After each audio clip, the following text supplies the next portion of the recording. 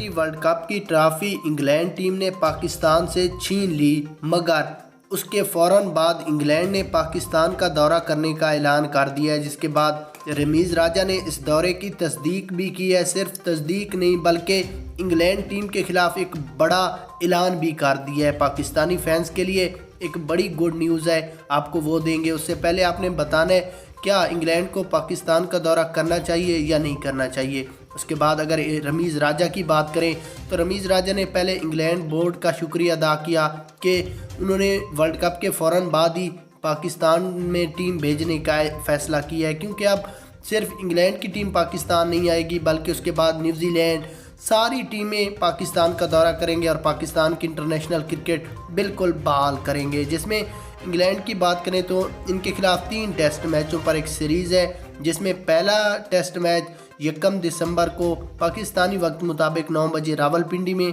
उसके बाद दूसरा टेस्ट मैच 9 दिसंबर को और तीसरा और आखिरी टेस्ट मैच 17 दिसंबर को पाकिस्तानी वक्त मुताबिक 9 बजे ये मैच शुरू होगा। उसके बाद T20 सीरीज़ ऑलरेडी पहले हो चुकी है, अब टेस्ट रहती है। उसके बाद रमीज़ राजा का कहना था कि पाकिस्तान टीम को मैं खुद समझाऊंगा कि वर्ल्ड कप वाला बदला आप इस सीरीज़ में लें और इनको ऐसी तगनी का नाच नचाएं कि ये सारी ज़िंदगी याद रखे कि वर्ल्ड कप कैसे जीता जाता है।